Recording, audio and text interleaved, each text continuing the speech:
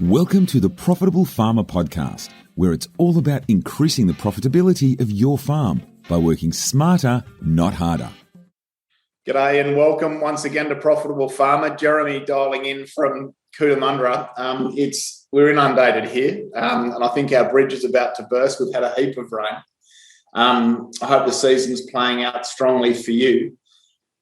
It gives me great pleasure in this podcast this evening to introduce Kevin Butler to you, the founder of BlazeAid. This incredible organisation will be known to many of you. Looking at their website, I get the impression that over 15,000 kilometres of fencing has been achieved by BlazeAid Volunteers on some 4,000 farms. And it's just such a great story of volunteering and charity making such a massive difference to adversely affected farming families across Australia. I met Kevin by chance. I was in a team meeting. A couple of our clients down near Hayfield had recently been affected by the floods that have impacted that region.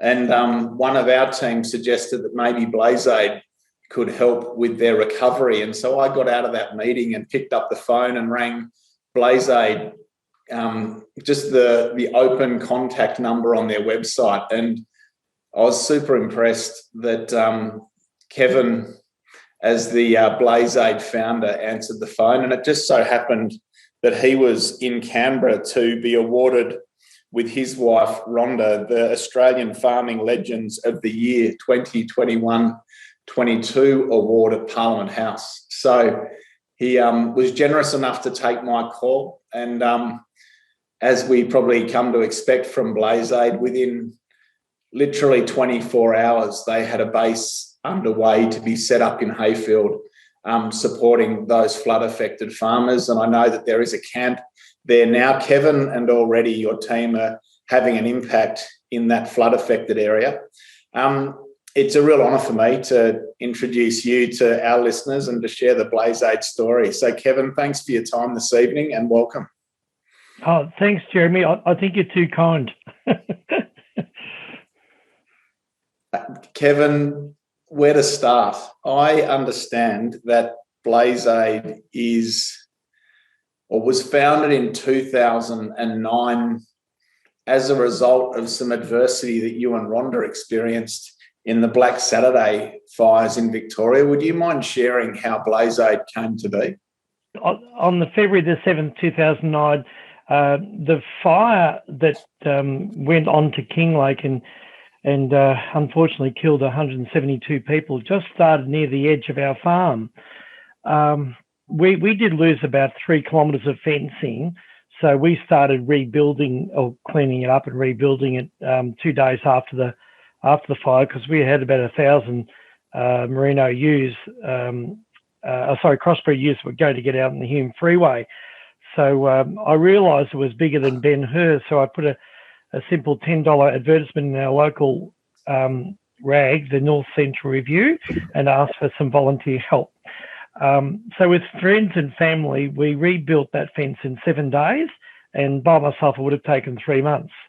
So my wife, Rhonda, she cooked the meals and provided, sandwiches and morning tea and lunch and afternoon tea for the 5 teams that we had. I was able to get some pretty handy fences, and I sort of put some labourers with them, friends and family and computer operators and that sort of thing, and they were able to poke the wire through the posts and slam in, posts and so on. And so it was very highly organised, and we had all the posts there and the wire there. So that's why it was done, pretty quickly. So we're very, very, very happy about it. And on the last day when we waved everyone goodbye, we said that we decided to marvel over our new fence, because ours was the very first fence up after Black Saturday. Anyway, my wife said, look, you've got your fence already built. I think really you should help your neighbours. So she said, Rhonda said, you know how to organise people, and why don't you do the same again? And I said, well, all right, well, let's do it for a fortnight, but you've got to promise to feed them. and that's how BlazeAid was born, and we've been at it ever since. Really, it's taken over a lot of our lives. So I heard you say 4,000 farmers. I think last year was 3,000 farmers in the Black Saturday fires, but we're now up to 11,000 farms throughout Australia that we've helped. And you're quite right, 15,000 kilometres of new fencing, but I think we've cleaned up about 16,000 kilometres of old fencing, because before you put up a new fence, you've got to clean up the old.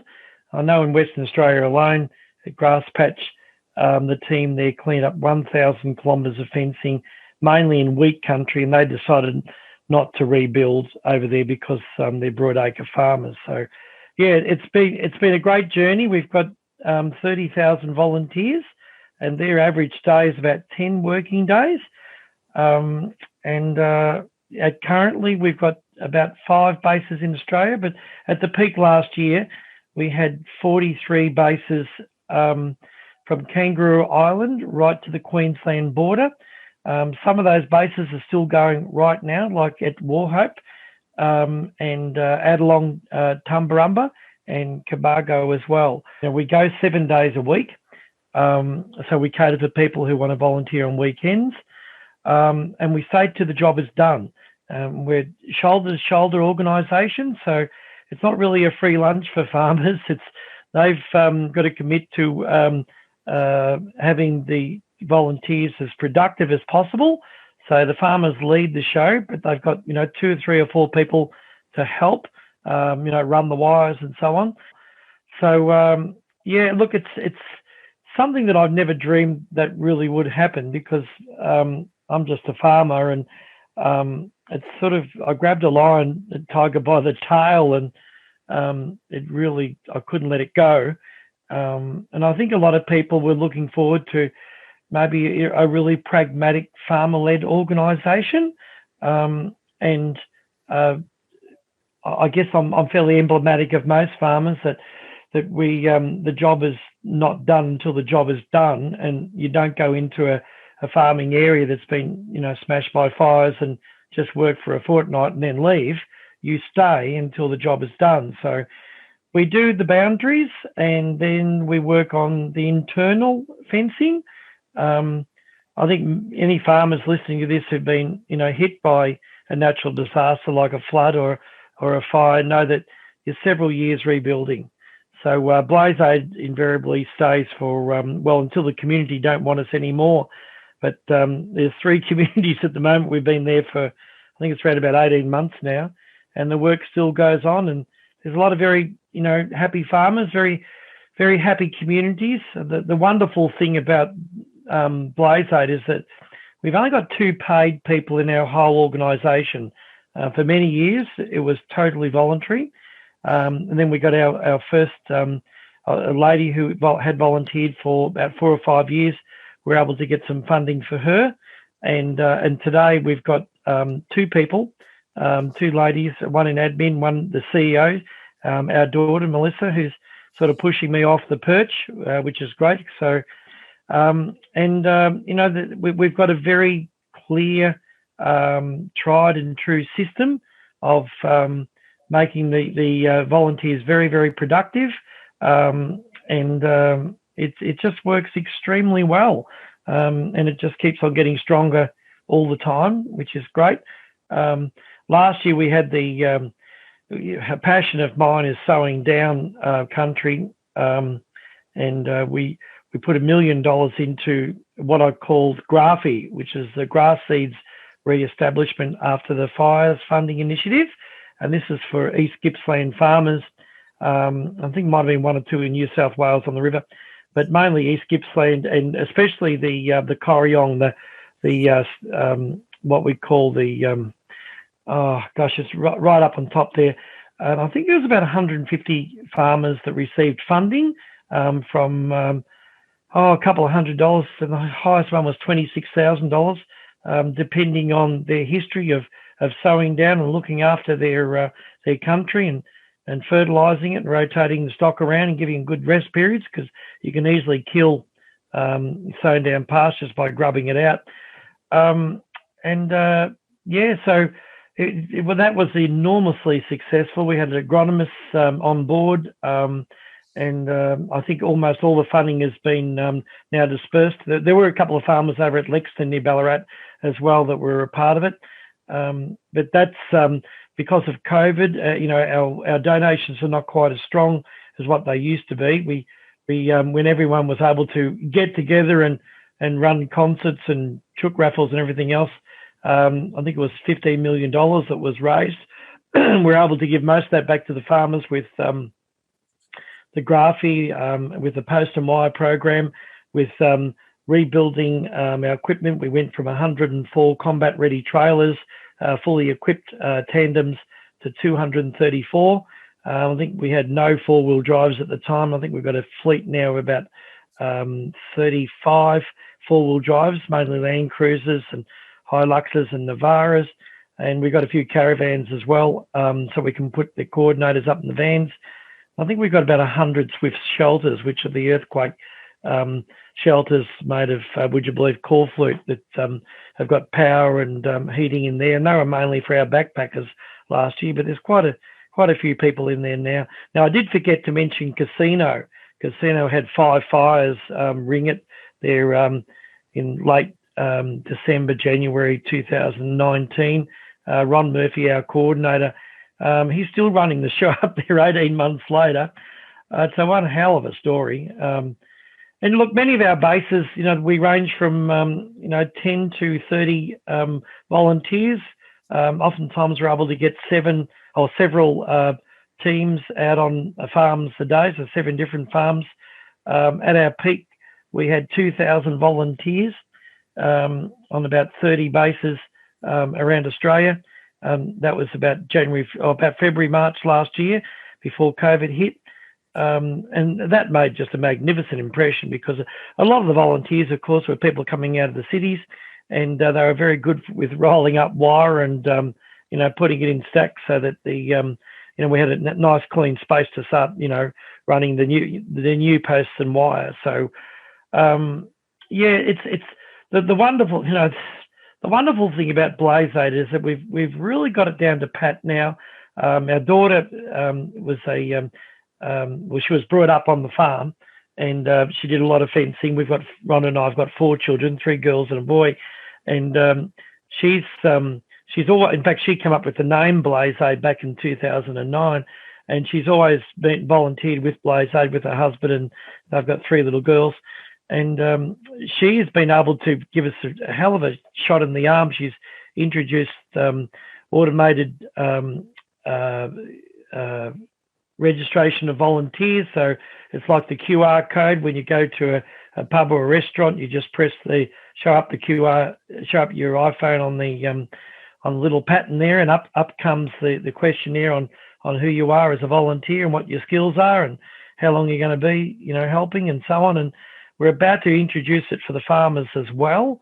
And we've also got an automated system with rechecking of our wire cutters and our standard inventory and all the combat ready vans, trailers, so that we've got a really good trace on all our equipment, because our equipment now comes to something like, I think it's about $10 million worth of equipment. And that's not including the vehicles that we've got. So that's all from donated money. There's not that much that's come from government. We are registered as a charity, so we do get all the GST back. So it's really mums and dads and people like yourselves, companies who've had members who've been really impressed with the way that BlazeAid has been organised and how we work, and they're the ones who sort of give a terrific injection into our not-for-profit, and it just makes an enormous difference. So yeah. I know I talk too long, don't I, Jeremy? And I haven't allowed you to ask any more questions. So anyway, I might give you that opportunity now. Thanks, Kevin. What's amazing, there's so many amazing things in what you've just outlined and shared, but your passion is still evident, just to hear just how proud and how passionate you are for what this become. Did you have a vision for what this might look like back in 2009? Did you have any concept that it might be as significant as it is today? No. I was always planning in the early days for it to finish, because it was taking an enormous toll on our lives. I can remember clearly going to Dunedoo. That was after the Sir Ivan fires, and I think they were winding up there, and they wanted me to come up. So I flew up there, and the ewes were lambing at the time, and I've got some pretty flash white Suffolk genetics here, and I knew a ewe was about to lamb, and I thought, oh look, I'll try and get away with it for a day or two, and I came home and it was just too late. It was too late, yeah, and couldn't save her. But there were the years that sort of come home from BlazeAid bases, and there'd be some sheep dead in the dam and that sort of thing, and I thought to myself, well, look, there's people far worse off of me. They've lost 300 Angus breeders, like the chap down at Lucendale last year, or this year rather, in that terrible fire in South Australia, or they've lost their homes. And we had a farmer in Western Australia, 70 kilometres of fencing down, and his wife in hospital because she's terribly stressed. There were farmers going through terrible droughts there in 1819, and we started the drought support as well, and we had a lot of volunteers there and helping on individual farms. So the great thing about it is that BlazeAid has sort of evolved over the last 10, 11 years. We started off in our wool shed that only had two sides. I built it myself, and we had 3,600 volunteers into that wool shed. We didn't really have power on it. I know we had generators going and electricity cords across the road, and it was pretty not really work safe. But the thing about it is that that's what really launched BlazeAid. We started off with our own bank account. I just sold lambs before the Black Saturday fires hit, and because of survivor's guilt, I know we didn't really have many tools at all. And volunteers say, "Oh look, I need a post driver or a set of straightening tools." I said, "Go and put it down on our elders' account." But look, so many other organisations, Rotary and Lions, and tens of them just knew what we were trying to achieve to help our neighbours, and it had grown to 400 properties that we're working on, and they all supported. And we're 9 months later, we became a not-for-profit in our own right. Today we've got this magnificent board. I think there's about 14 on the board. Every state of Australia is a representative except Tasmania. We've got 3 farmers on the board, but I've been able to con another couple of dairy farmers to become members, and I like them on the board. They're from Bridgewater near Bendigo. I like them on the board at our AGM in October. And like the board, I've been able to get fantastic people around me and coordinators as well. Just amazing coordinators who just, of their own free will, not paid. They, muster the troops at 7 o'clock in the morning and give them bacon and eggs and feed them up. And then at 7:30, it's the safety talk, and they go right through all the information on the whiteboards on what farms are on. You 3 are on Farmer Brown's place. You're right to go. You got your safety gear, your high vis jacket on. You got your gloves. Your trailer's right to go. All right, off you go. Make sure you ring the farmer and meet him there at the mailbox or whatever at 8 o'clock. And that system goes all over Australia every morning at 7:30. The thing about BlazeAid, there was nothing before this that I sort of thought, well, I've got to invent a model, invent a system that can, like McDonald's, can be sort of done all over Australia. And it's worked really well. The volunteers are used to the system. Anyone can become a coordinator as long as they've got the ability to be humble and be egalitarian and think of others. And those coordinators, I call them multi-million-dollar people, because you sort of don't have to be a rocket scientist to work out that if you're a coordinator like Steve over there at Adelong, in New South Wales near Wagga, if you've got something, I think you average about 30 or 40 people a day. Well, if you do the maths and say, all right, 40 well-equipped people a day, $300 a day, that's $12,000 a day. So $100,000 a week. And he's been at it for, what's that, around about 80 weeks. So, you're talking about $96 million. I mean, it's just and as we know with fencing, it's around about $14,000 a kilometre to build a decent cattle fence, and half of that is labour. So if you've got someone to sort of clean up your old fencing with you, and then like put those strainer assemblies in, or a lot of the farmers put the strainer assemblies in themselves. And I know last year we had contractors running around putting in the strainer assemblies, and they were trying to keep up with our teams that are thumping in, steel posts and running the wire. You can understand why BlazeAid seems to just grow and grow, because you get these farmers who've never ever had a skerrick, not a modicum of support from anyone in their lives before, and they get smashed by the fires. And along comes these these volunteers, and I think the average age is about 60, but they're a young 60, and a farmer will look at them and say, oh, gee, what would they bloody know about fencing? I'd have to help them up the hill. But they find out very, very quickly that they work as hard. They are just solid, great workers, and they really get the job done. So, a lot of farmers have been brought back from financial ruin, because if you haven't got fences, you haven't got a farm, especially if you've got livestock. And you need those internal fences up as well, if you're going to, if you've got a breeding program. So, it's fencing is just so, important. It's so unique to Australia. And I think a lot of people don't really value fencing, but I know I do. So there you go, Jeremy. What was that question again? Keeping up the passion? No, it's absolutely there. Just out of interest, you mentioned the volunteers average 60 years of age. Do you see the next generation of volunteers coming through? Oh, yeah. The look, last year we really noticed the difference, because we had the backpackers. They couldn't go home to Italy and Germany and so on, and I think we had about 250 backpackers at one stage. So the average age come down to about 38. But when I visited camps, there were people of their own volition, like families, young people, young professionals coming out of, Sydney, Canberra. There were young families.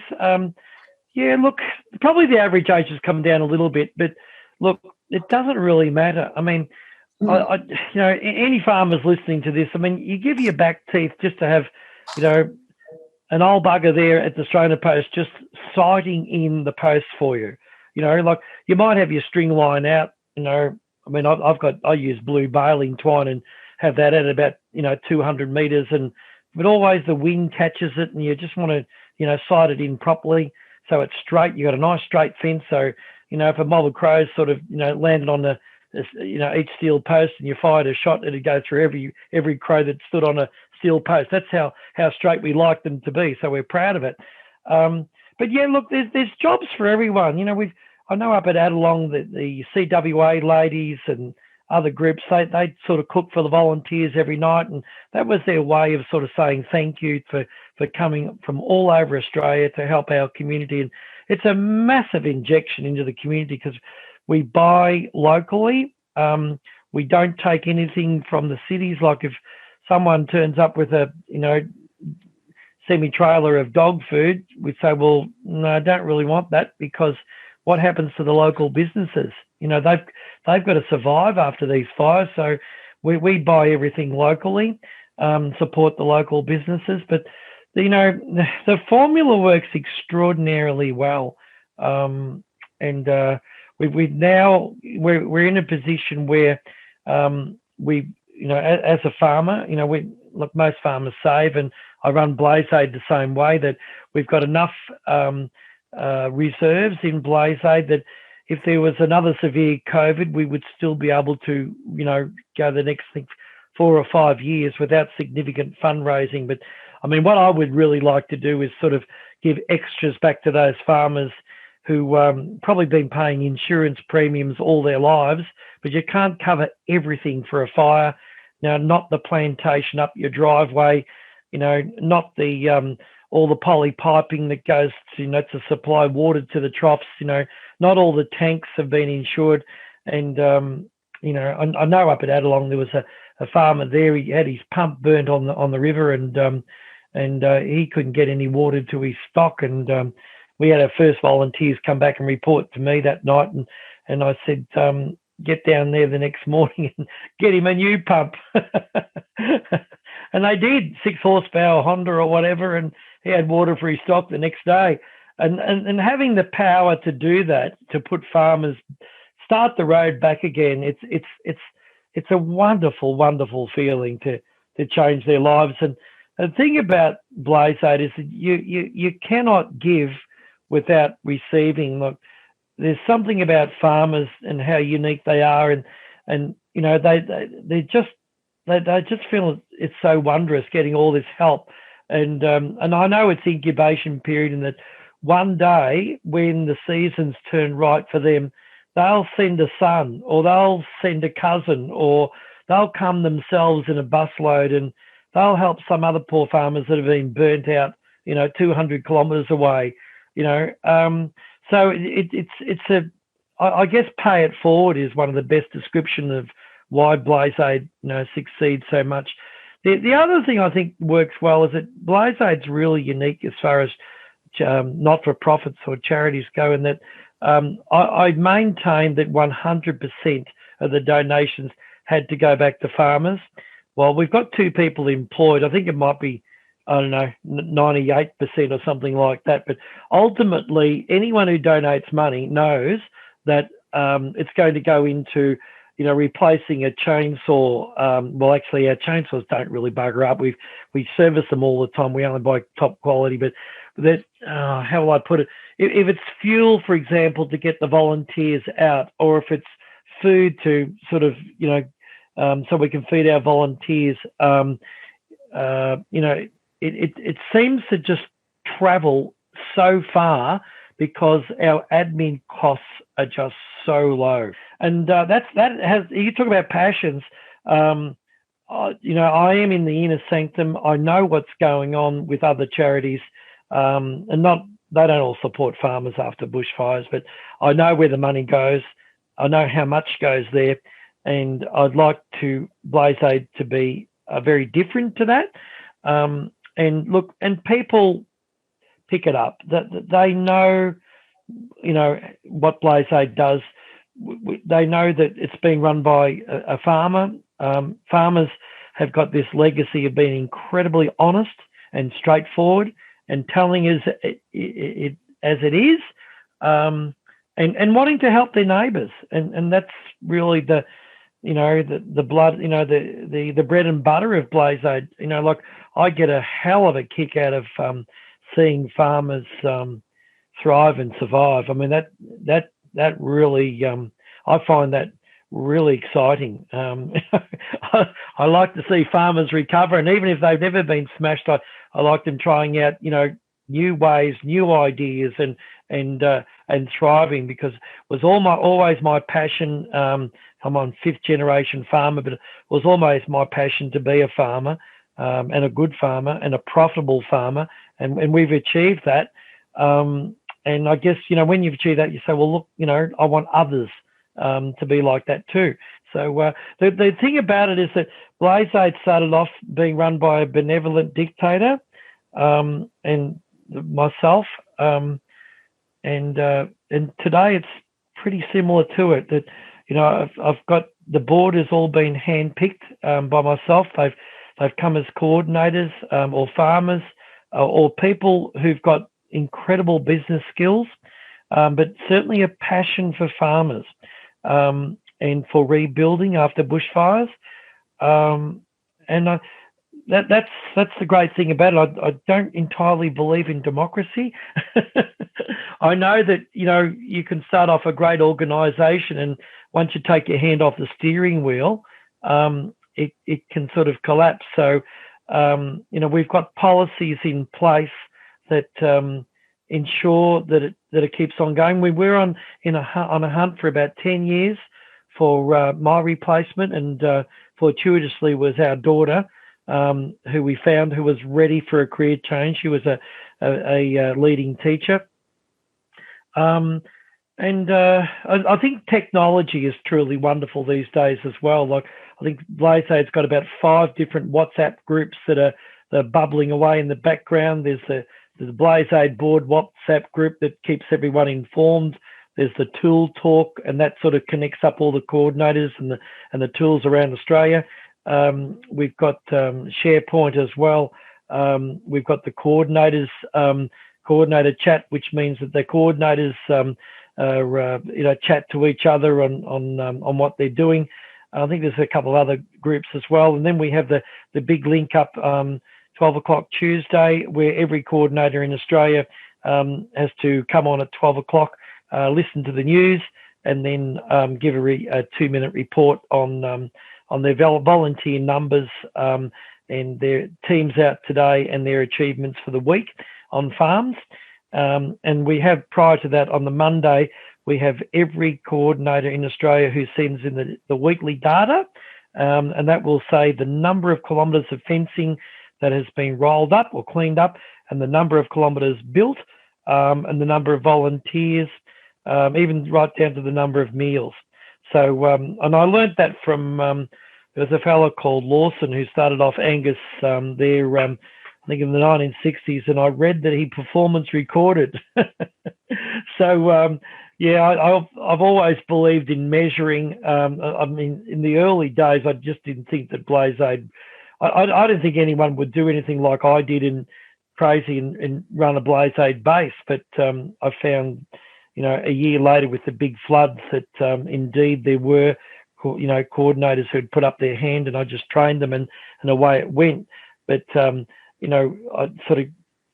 realised after probably about 2 or 3 months, there was my girl who was my PA. She was an absolute melancholy, a real stickler, and she would steal my diary every night, and she would get the data from it, and she'd get all the data from the whiteboards as well, and she recorded it right from day one. So that's why you were able to tell everyone that we'd done 15,000 kilometres of fence. Kevin, it's hard to comprehend the impact that you and your volunteers and your coordinators will have had on thousands of farming families and hundreds of communities. What would you say to all the volunteers that have been along for the journey with you? What would you say to them on reflection? Oh, well, they're our heroes. I just, gosh, you salute them, don't you? You take your hat off to them. They're, I don't know how they do it. Sometimes I don't know why they do it, because, there'll be volunteers getting up at, -2 degrees tomorrow at 6:30 in the morning. I just think it's just almost divine intervention. I mean, it's just quite extraordinary. But look, it seems that they get a lot out of it themselves. They love the camaraderie and the fun of a BlazeAid base. They like being a part of the team. They like building a fence, and looking back later and say, gee, I was a part of building that fence. They like seeing the change from a farmer who couldn't get out of bed because he's just so depressed with 30 years of fencing destroyed in 30 seconds, to a farmer who's, cracking jokes and, smiling, laughing away. And they'll come back in. Volunteers will come back in and they'll say, look, I've got more out of today than what that farmer has got out. And then it's the lifelong relationships they form. Like a lot of the farmers get to know the volunteers and become friends with them. And then long after BlazeAid is gone, you'll hear stories that, Mike and what's her name? Mike and Marie up at Casino, they're going to look after Bill and Jane's farm, because Bill and Jane are going to have a fortnight away, and they'll check the troughs and feed the dogs and milk the cow and so on, and that happens so often. So there's people who feel that when they're retired, they want to have a purpose in their life. They want to, I guess, be thankful for living in a great country, and give back. I know it's a bit cliche, give back, but they do. They really do give back, and they get a lot out of it. And if you listen to volunteers, they'll say that BlazeAid was the best experience of my life. And I'll say that again. You're saying BlazeAid is the best experience of your life, and they'll say yes. And I've heard that so many times. So look, BlazeAid is sort of one of those organisations it's a very touchy-feely organisation. Our modus operandi, our philosophy is to treat other people the way we would like to be treated if we were a farmer that had just been burnt out, or if we're a volunteer coming for the first time. How would you like to be treated? Well, you'd like to be welcomed. It's very common for Gary today, an old BlazeAider from 10 years ago. He's one of the chiefs in Tool Talk, and I think everyone in BlazeAid wished him happy birthday today. It's very common that if you, Jeremy, if you were at BlazeAid and you had an anniversary, might be a wedding anniversary or birthday, that the cake comes out with candles on it. We make it a bit of a celebration for our volunteers, and that's why they keep on coming back, and they tell their friends. It's a great story, and it works really well. We know that Australia's never going to be short of natural disasters, so we do need more volunteers. BlazeAid just doesn't do fencing. We do a lot more than that. I think probably the biggest thing is rebuilding the hearts and minds of a community. I mean, one of the most touching stories that I heard was from our Vice President, Christine, and I think when she was running the Wingham base there last year, she sent a team out to this fellow whose wife had just early onset of dementia.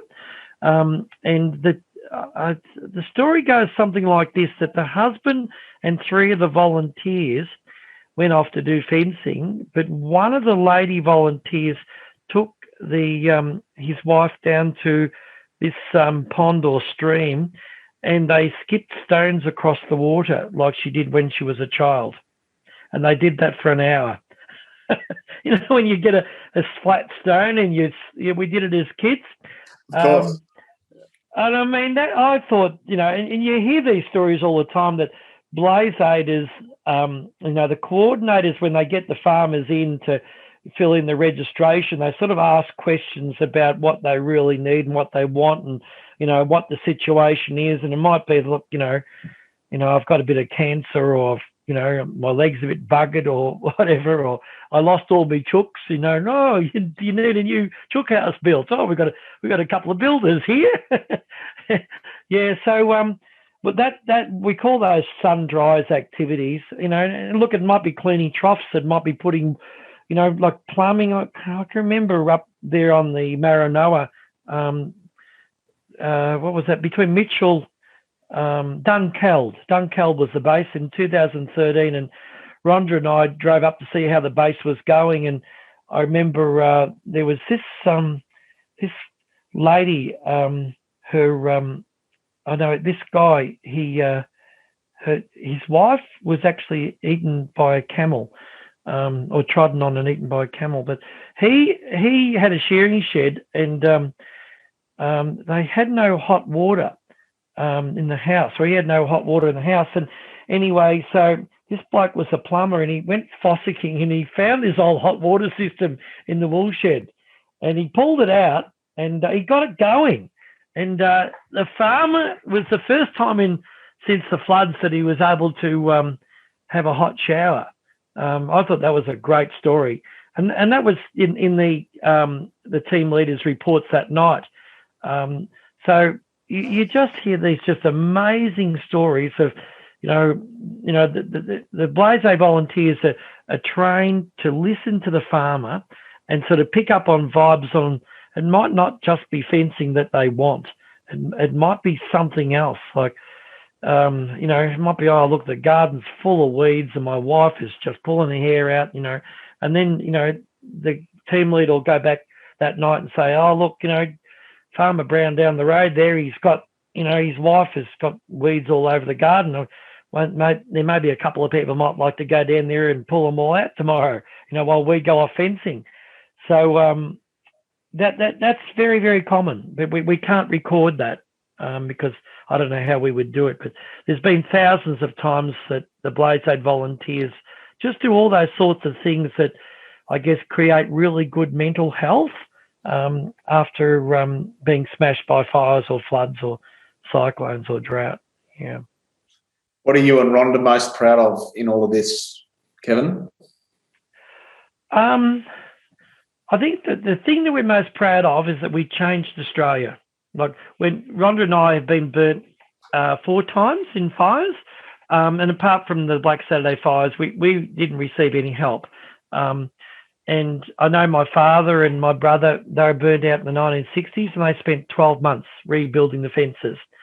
And I now know that after a flood or a fire, now that BlazeAid is fairly well known, there'll be people like you, just exactly what you did to me. I think a month and a half ago, Kevin, what are you doing about a hayfield? I said, do you know any farmers down there? Because I haven't had anyone ring me. And that started the ball rolling. And I know that the wonderful thing that I'm really proud of is that farmers in the future won't be alone in their rebuilding.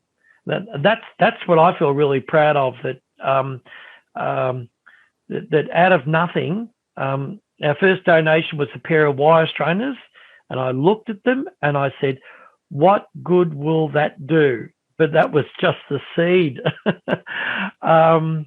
We've got a great BlazeAid army. We're able to, as you said in your introduction, Jeremy, we're able to get moving very, very quickly and get all those combat trailers in farmers' sheds that are in storage, right across the country. We've got a terrific alliance with the Bendigo Bank, who promotes volunteerism in BlazeAid. We've got a terrific association with the ABC as well. And Facebook, of course, is incredible. We've got something like 40,000 followers there. So we're able to get information out very, very quickly on where a new base needs to be set up and get great support. So, when I look at, other organisations or government that takes so long, to get things done, and I think of, oh gosh, the people waiting must be going ape just with waiting, and that we're able, once I've got, South Australia is a classic. They'll actually ring me while the fire is roaring. They are so clued on, and then I'm able to start getting coordinators organised and equipment organised as well. So virtually once we're sort of the third in line. Once the fireys are out of there and the roads are safe, and the local community has made a sports ground available, we're in. And that's something to be really proud of, that there are farmers who've got stock out on roads because they've got no fences. Well, we're able to give them a hand very, very quickly. And that's something that I'm quite proud of. And I think my greatest feel was that BlazeAid was going to implode when Rhonda and I pass on. But, through our daughter, who's only 35, and we got all our family really involved in BlazeAid.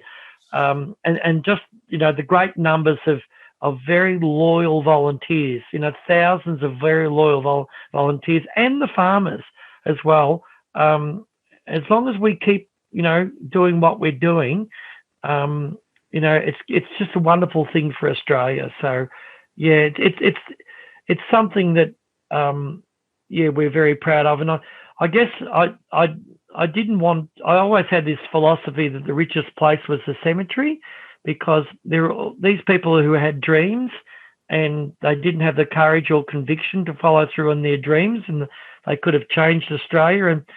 And I guess I didn't know it at the time, but I guess I was sort of waiting for that opportunity that to try and improve the quality of lives of others, and to show a good example for our children and our grandchildren. And I think we've done that. I'm always looking at more things. The big passion I've got at the moment is compulsory home insurance, because I've discovered, and this is not in BlazeAid, but I've discovered that 66% of public donations invariably go to people who decide not to insure their homes. And I know farmers who spend $10,000-$20,000 in insurance, and they pay premiums all their lives, and they're not the ones who put their hands out. And but we find out. We always ask the farmers, "Are you insured?" And I'll say, "Oh yeah, I got some insurance on this and that and so on." There's some that don't. There's a lot. In fact, there's a lot. It can be up to 30-40% who don't have adequate insurance. But we especially help those farmers who paid premiums for 10, 20, 30 years. And we say, right, tell us about what's not insured. We say, right, we're going to help you there. So that's something that is a passion at the moment. I'd like to get that across the line, that everyone has their home insured, and then we can all the great philanthropy we have in Australia, we can put towards helping out in those areas where it's not mainstream to have insurance. There's a wonderful future, I think, ahead of us all if we just keep positive. And there's always going to be bad days, but that there's good days to come after bad days. So just keep on forging ahead, I reckon. Have a positive attitude. Good on you, Kevin. I'm speechless. And only because the BlazeAid story is just incredible. To think that it's come from a standing start and out of your adversity in 2009 to what it is today, and for you to know that what it is that has been created will be a legacy that will make an impact across the Australian landscape into the future. I just think it's a wonderful story. And on behalf of the whole industry, I know I can't speak for the whole industry, but I know our listeners, and I know there are so many people out there in communities that BlazeAid has touched that are so grateful and so thankful that you've stayed true to this cause and that you've played such a significant leadership role in making it happen. Jeremy, you speak very well, and you very, very kind words. But we are very, very proud, and I think also farmers are really the flavour of the month. I mean, right around the world, there's a protein shortage. Farmers are, a big part of, providing that protein, the food and fibre. We've got city people who are really interested in how that food and fibre is produced. I think there's a real genuine empathy for farmers as well. So, BlazeAid's probably come at a good time. There's a renewed optimism as well, I think. There is a renewed optimism. I totally agree. And the seasons have changed again. We seem to be kicking off that 15-year drought that we're in from, 2002-3 right up to 2018. I heard you in your introduction, you're talking about how wet it was up there, and I forget your metaphor, but I love listening to it. And here it's the same. It's just like seasons back in the 60s and 70s when I was a kid, where you wore gumboots all the time. It's going to be a colossal spring. But yeah, look, there's so much optimism, and I think though that what I've picked up is that we are, I do believe we have climate change. And what I've picked up from the science is that, yeah, we'll have our normal seasons like we are now. I call this a normal season because that's what used to happen years ago. But at the extremes, there will be an extreme event. Now, it might be in the middle of summer, like with a fire that is pushed on by 100-kilometre winds and it will just run. Or it could be the storm that we had there a month ago that just flooded out and smashed a lot of farmers' fences down there at Hayfield and Yannar. But they are going to continue to happen. And us farmers, we've got to be, well, as prepared for it as much as we can. And then we've got to, bond together and look after each other. I just think farming is just the most honourable of industries and professions, and the quality of people that you have as farmers who's, one thing I love about farmers is that most of them, their word is their worth and their worth is their word.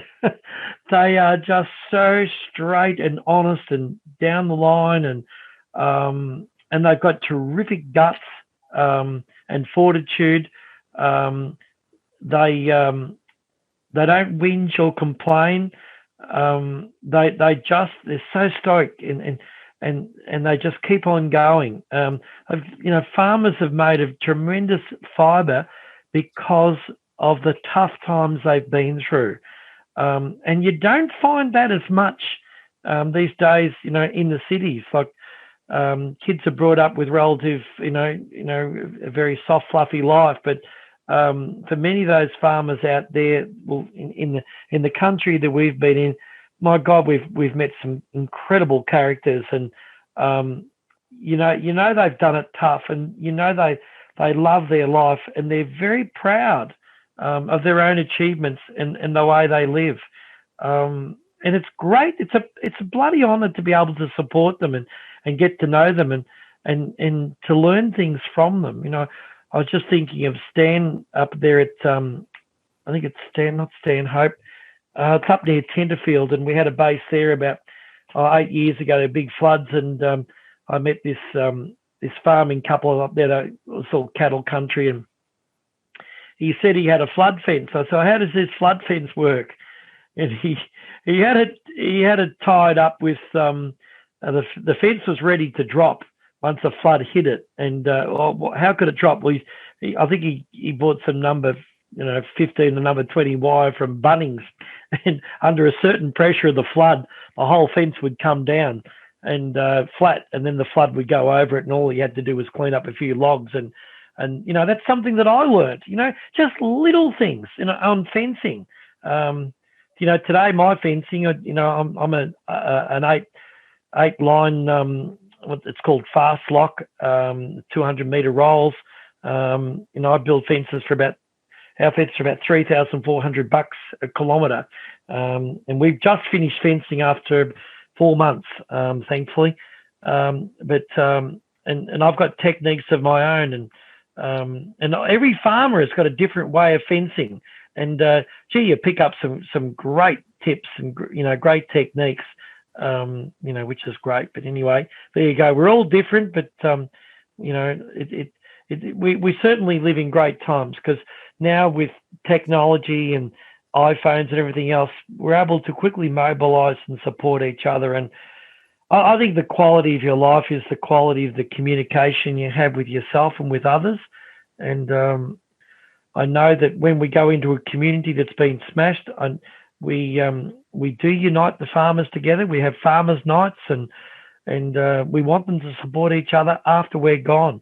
And they do. I know that after 2009, when we were hit by the fires, and those farmers that I didn't know that well after before the fires, because we're able to help them, we've got great connections today, and it came from crisis. I mean, I had a tractor that slipped off a track there, and the photos all over Facebook. And anyway, I had two of my neighbours pulled me out, and it was a big operation because it was ready to tip, and it was just a farm track and hit a root and just grabbed and sent the tractor sideways. But those neighbours of mine probably saved me $15,000-$20,000, and all it was a thank you. I just think that the quality of your life as a farmer is how much you give to your neighbours and how much you look out for them. We've got our own private firefighting units. We call it Blaze Alert. We're all connected by iPhones and, UHF radios on what we call total fire ban days. And we're looking after each other's back because we know that the CFA and the RFS are just not going to do it. That we've got to look after each other. We've got to be the first responders. We need to be there within 5 minutes of a fire igniting. It works extremely well. And I know in South Australia, they are really clued on, those farmers over there. A lot of them are wheat growers, and if they're on the header and they see a bit of smoke in the distance, they turn off the header and they're in their private fire unit, and there's 200 there before the authorities are there. Yeah. It's a great story, and that's what we must do: look after each other. Yeah. It's a nice note to finish on, Kevin. I think you're right that we're lucky to be in the industry that we're in. I think it's our characters and the communities that make it so special. And as I said before, I think, the BlazeAid story is an amazing one in how it turns up to those people and those communities. I'm really grateful for all your time and for being so open. And as I said at the start, your passion is so evident. Thank you, Kevin, for sharing. Thank you for your time. And thanks again. Good on you, Jeremy. And look, I know it may have only been small to you, but that phone call you made, which sort of really set the dogs loose, so to speak, you had already had farmers that have been smashed, and that's all I needed. Sometimes I can sort of, try and play around and, on Facebook and others and sort of who's been hit by these fires or floods, and it takes a while to get it going. But, any farmers out there listening, just keep in the back of your mind, when a natural disaster hits you, I know you've got to go down the back, and I know you've got to do fencing yourself, but one thing you must do is give a phone call to me so that I can set the ball rolling to help everyone in your community and get the ball rolling. So, all right, Jeremy, well, thanks very much for being so interested in BlazeAid. It's certainly been a great time talking to you and reflecting over things. For those people who may be interested, our daughter produces a monthly or it might be a fortnightly magazine called the BlazeAid Post. I mean, it's a good name, isn't it? The BlazeAid Post. And I'm writing a memoir, and it's only one chapter at a time. But for anyone who's sort of interested in the BlazeAid story, it'll probably take about 4 or 5 years to evolve. They might want to have a read of it. But there's other good news there about farmers and volunteers and great work that's being done as well. So it's the BlazeAid Post, and all they need to do is just get on the website and even give me a call, and I'll give you Melissa's number, and she'll just email it directly to you. We might share a link to that in the intro. That'd be great. So that people have got it. Good on you, mate. Thanks, Kevin. You're a legend. All the best now. Thank you very much for taking an interest. Bye-bye now. Bye for now.